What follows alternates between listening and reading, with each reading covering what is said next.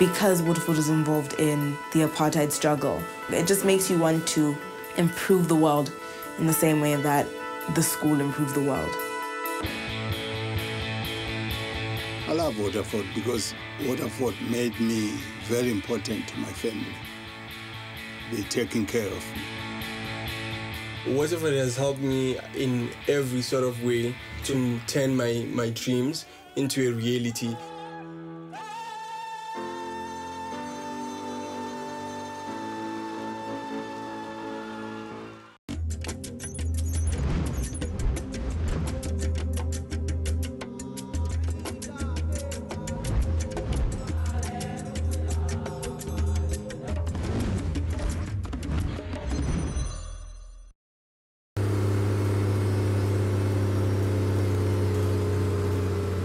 It's 7:30 a.m. in the Swaziland capital, Mbabane, and school bus driver Lawrence Msibi is on his first run of the day.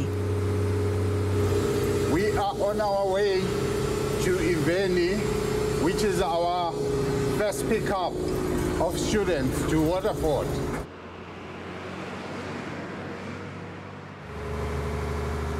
Every school day, Lawrence picks up around 200 day students from surrounding areas. It's a job he's been doing for the past 26 years. Morning, guys. He's known to all as Babe Lawrence, Babe meaning father in Swaziland and being a term of respect. I think my job is special because I need to take care of people's life. I'm talking about the children. They are very valuable to their families.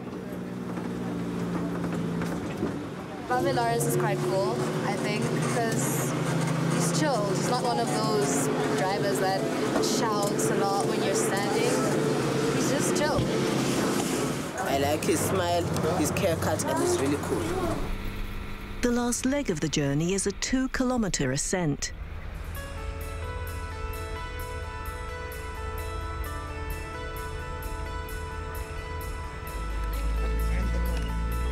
Lawrence's destination is Waterford, one of the most famous high schools in Africa. It's produced actors and academics, writers and politicians.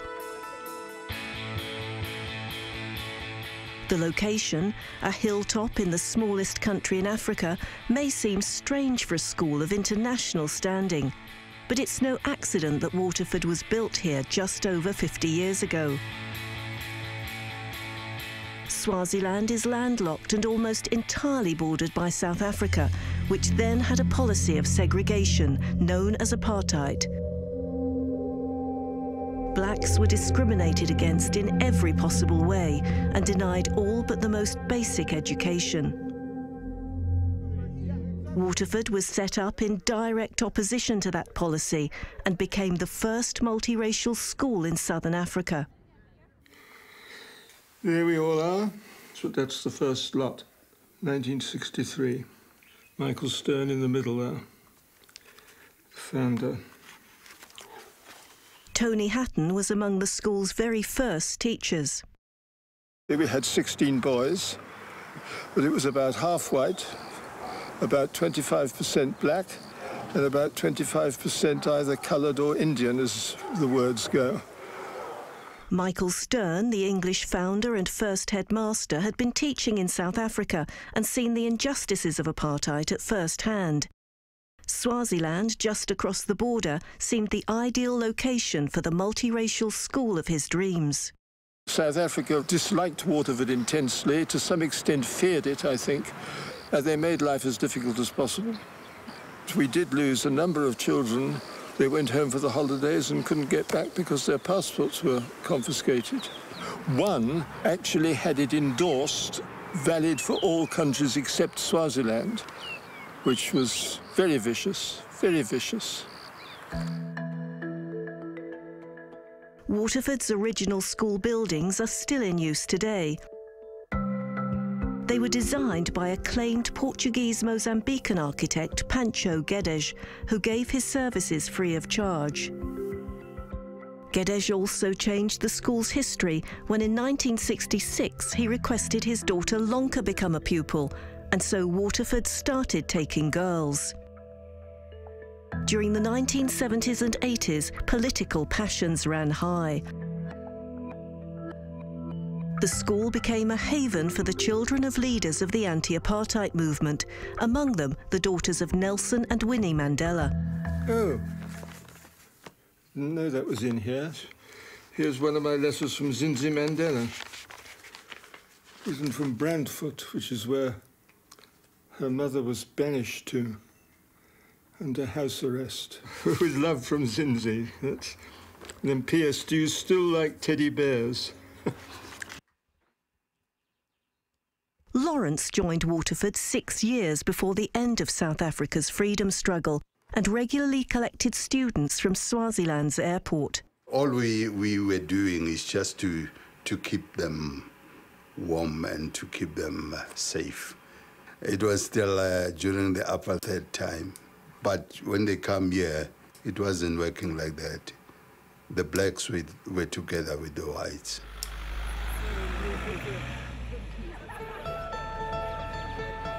Now part of the prestigious United World Colleges network, Waterford currently hosts students from more than 50 countries. 18-year-old Swalaki DLAMINI, known to his friends as Sheikhs, is, like 30%, from Swaziland. This is his last term at Waterford. He'll be sitting his final exams in just a few weeks' time. Another 50% of students come from other parts of Africa, like 19-year-old Alicia Simba from Tanzania, who's also in her final term. Waterford's history has a big impact on you because Waterford is involved in the apartheid struggle. It just makes you want to improve the world in the same way that the school improved the world. Unlike most schools in Africa, Waterford has no school uniform. And while it can cost more than $17,000 a year for a student to board here, not everyone pays. For us, it's not simply linguistic, cultural, national, race diversity. Those are important elements and all pretty much related, possibly. But for us, economic diversity is another big issue. 18% of our students are on full scholarship of some sort. We're bringing in youngsters who come from very, very modest backgrounds. We've had a youngster here, for example, who joined at the beginning of this year, who was in tears in the first couple of weeks.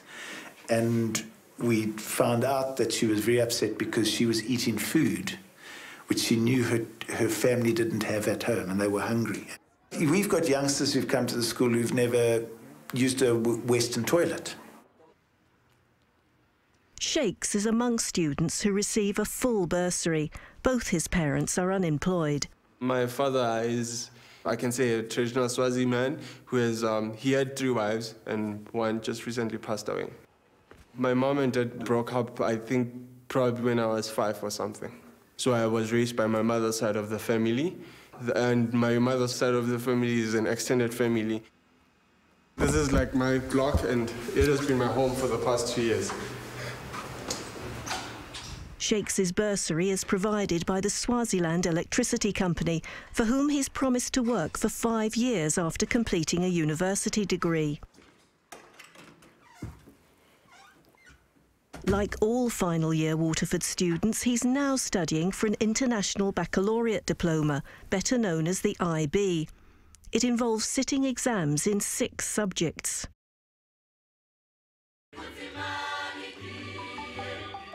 But Waterford isn't just about academic pursuits.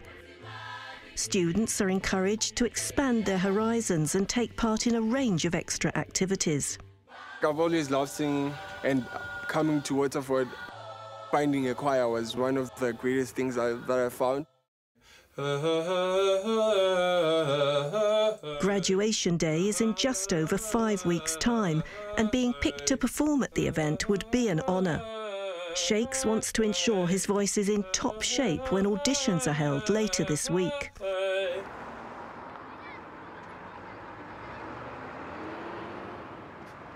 Home for Sheikhs is a township near Swaziland's second biggest city, Manzini. I go home during the end of term holidays and during the midterm break. And sometimes if I miss my family, I go home anytime because like home is close for me. Like it's just like 45 minutes away.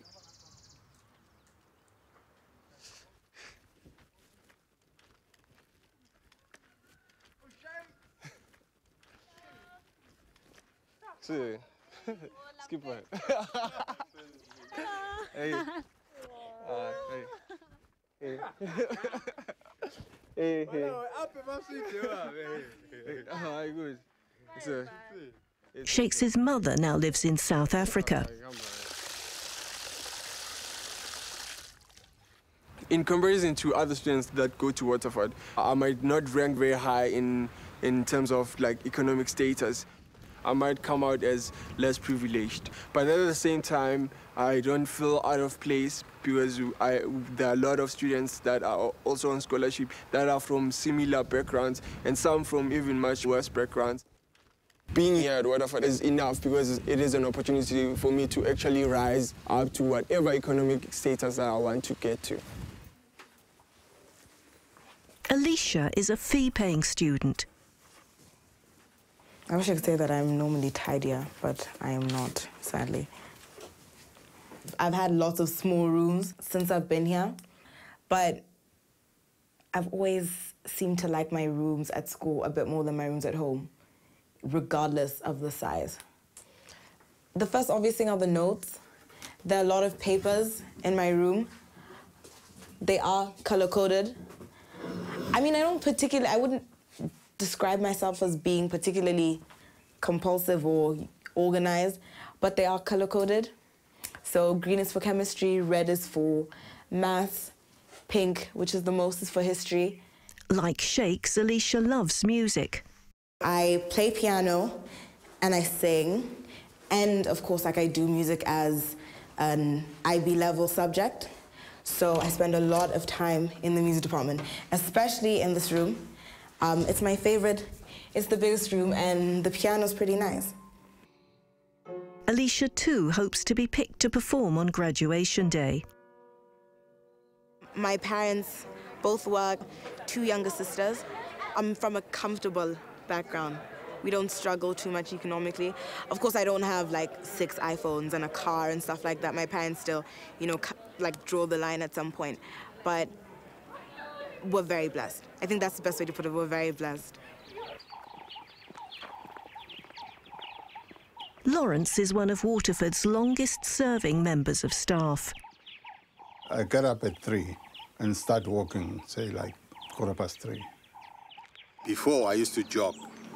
But because I'm getting medulla, which means I'm getting old, I'm now walking. I walk a distance of 6 kilometers from where I stay to school. The reason why I wake up at 3, I want to give myself enough time to get to the job. I have to sweep the bus. I have to check the bus if everything is doing okay. I love Waterford because Waterford made me very important to my family, as well as a breadwinner. They're taking care of me. 10 years ago, Lawrence was able to buy this plot of land. I got this land because the school gave me a loan.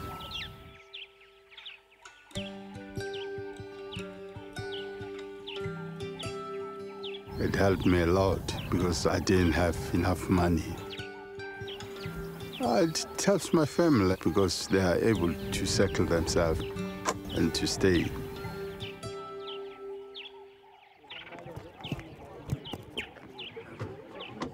Twice a week, Waterford provides transport into the centre of Mbabane.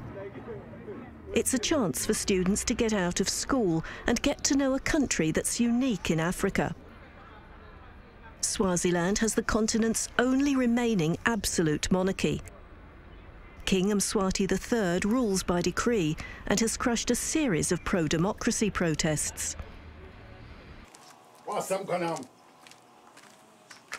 As well as being Waterford's bus driver and transport manager, Lawrence is a member of the King's Regiment.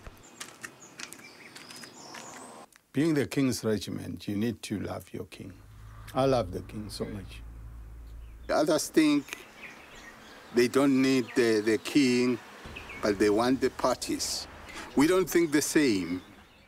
As a member of the regiment, Lawrence accompanies the king to traditional ceremonies, such as Swaziland's famous reed dance. You know, this is Lawrence, which is me. And this is the king's son, which is Bengals.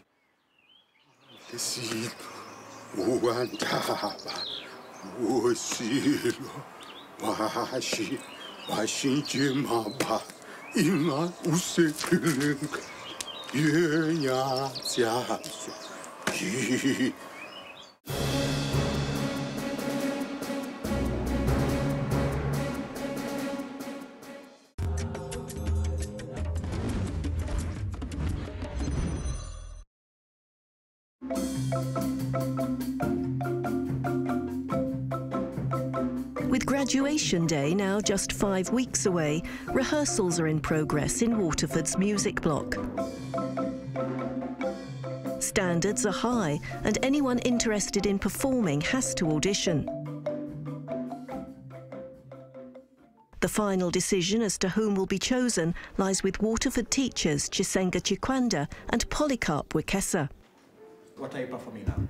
Over the Rainbow. When you're ready. Thanks.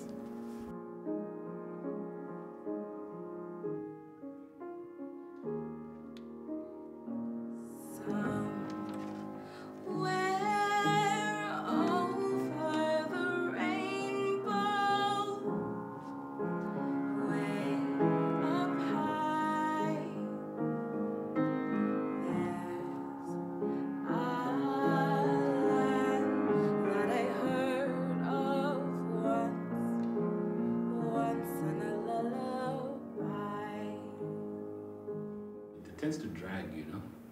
I felt it tended to drag.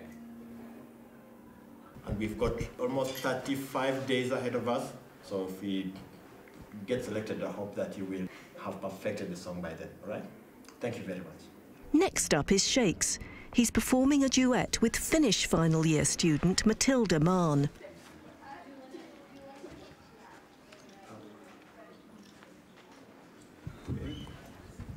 And Matilda, welcome to the auditions. When you're ready. Thanks.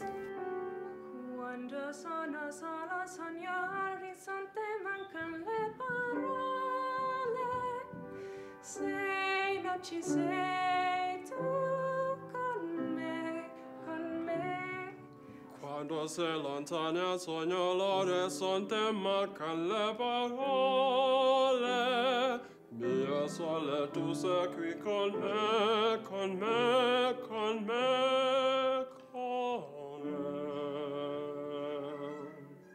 So I think the tempo's fine, the vocals and absolutely everything, the piano. Sounds great. As well as preparing for exams, final term students also have to decide which universities to apply to. Oh, hi Shakes, how are you? I'm fine, sir. How are you? Good, thanks. You back from the camp? Yes, sir, and I have my university. Right. Some 9 out of 10 Waterford students go on to study in America. Shakes has come to discuss the options with his tutor, John Storer. Yeah. Okay, cool. So now you've got your list. Okay, just remind me, how many points do you get in your mocks? In my mocks, I think I got 35. 35? Yes. Okay, so we'll give you 3 for the bonus points. So you're aiming for 38 to, you know, you're looking at 40 points ultimately. Yes. Hopefully. Okay, good. Okay, so on your American list, so your reaches are Stanford and Harvard, is that right? Yes. Stanford and Harvard are among the world's top-ranked universities. I can say that I'd like to study in America, but all the places that I'm applying to are places where I'm comfortable and I think are ideal places where I can really study and thrive. I might be tempted to stay in America, but I won't stay because we have some energy crisis here in Swaziland, and I believe that for me to make a difference, I need to come back to Swaziland. A land of spectacular mountains, lush forests and fertile valleys, Swaziland's economic growth lags behind that of its neighbours. Most of its 1.2 million people live in rural areas, many below the poverty line.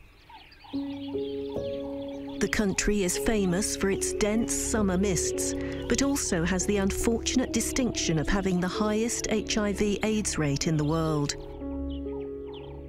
Lawrence, a father of 10, has, like so many Swazis, felt the impact. His daughter was just 31. She got sick. I think she didn't want to check. She died in July 2010. She left me with my grandson. During the olden days, when that thing first came, people were very, very, very much ashamed. They thought, they took it as a disgrace. Today, there's a big improvement. People have seen that, no, this is just a sickness like other sickness. But Lawrence has another abiding sadness concerning his children.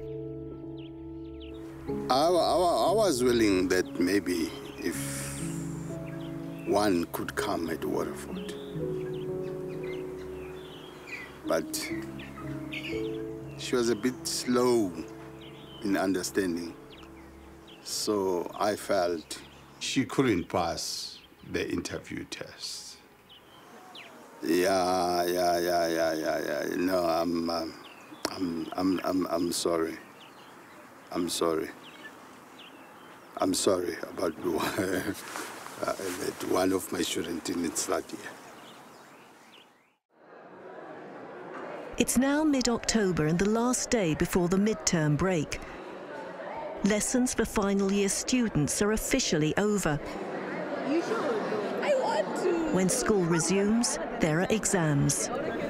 If this, for me, really is just to say a big thank you for being an excellent group of IB2s. I know I've just Martin Wender is the IB coordinator. You shouldn't really panic during an exam period, guys. Just prepare yourself well and have the confidence to take it forward. If you need anything, just come and see me. I'll be around all through this particular period of time.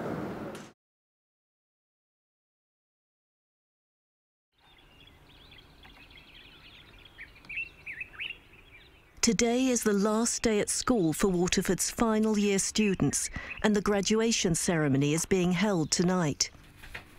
Sheikh sat his last exam yesterday. Like all students, he'll have to wait 6 weeks for the results. My exams were okay. They were not that great, but I think in some of the subjects, I did better than my mock exams. I think I did pretty well. It's mixed feelings, because there's a feeling of excitement that I'm finally done with IB and looking forward to the next step. And then there's also the fact that everyone is going their separate ways, and some of the people that I've lived with for 2 years, I may never see them for the rest of my life, which hits very hard. Alicia still has one more exam to go. I'm writing music today. I feel very, very scared about it, I won't lie. But the majority of my exams went well. Obviously, not chemistry, but as in the majority of them went pretty well. I've been here for 7 years, started when I was 12, and I am 19. When something's essentially been a part of you for so long, I'm starting to realize that, I can't really imagine what it's like to leave it. Waterford has definitely taken care of my whole person. But Waterford's final year students are not the only ones thinking about moving on. I'm above 60 now, so in Swaziland, the law says when you are 60, you should retire.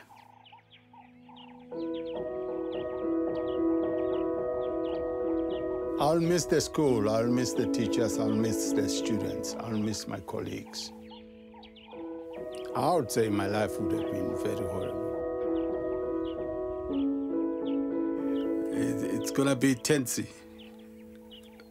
But when time comes, time comes.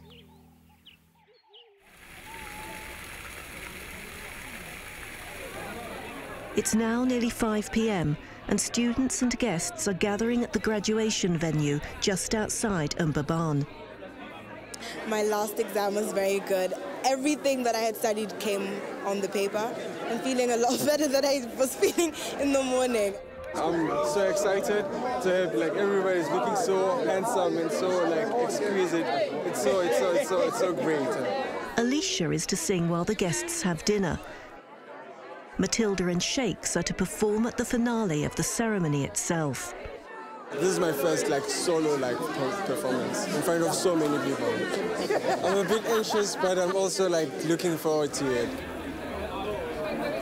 By now, parents are arriving in their droves. They've come from many parts of the world.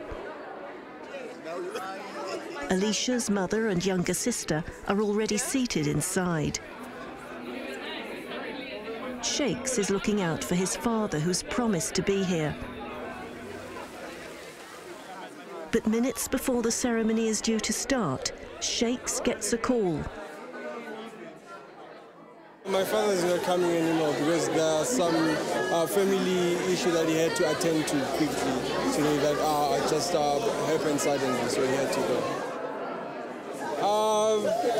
A bit sad, but it's okay. I'm okay. I'll do it. I'm a grown man.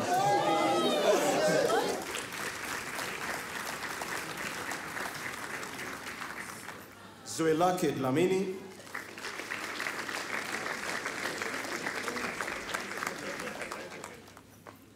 Alicia Simba.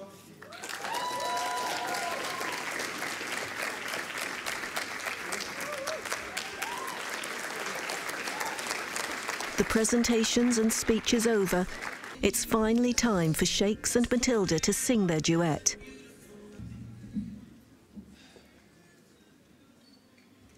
Shakes can barely conceal his nerves. Hello guys. And this is for you guys. Yeah, it's time to say goodbye.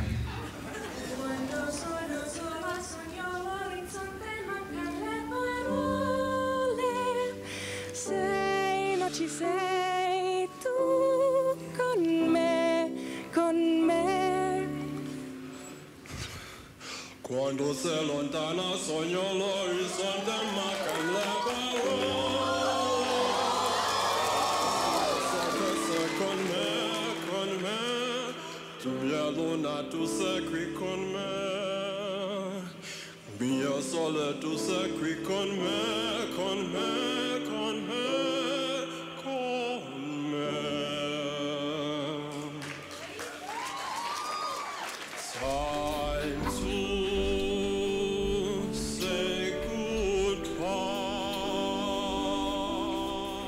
Waterford has helped me in every sort of way to actually put me in a position to turn my dreams, such as probably going to Harvard, into a reality. It's given me friends, it's given me family, it's given me support, it's given me challenges, it's given me everything that makes up a life. It's gonna be time to say bye-bye. Still alive. It's good to say bye-bye. Let's hope we'll meet again.